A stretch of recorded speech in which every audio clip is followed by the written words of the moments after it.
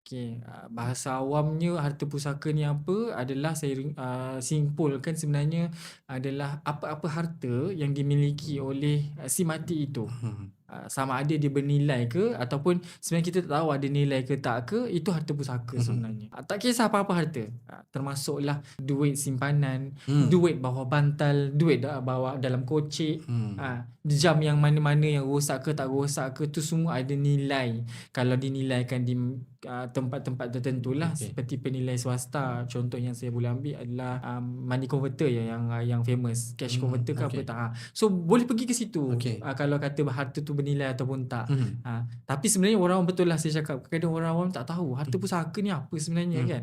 Adakah selimut ayah yang Ya, ya, gunakan ya. tu pun harta pusaka kan Betul. dan sebagainya. Jadi yang dah disimpulkan bersumberkan kitab fiqh dia kata memang apa yang ditinggalkan oleh si mati yang Mhm. bernilai.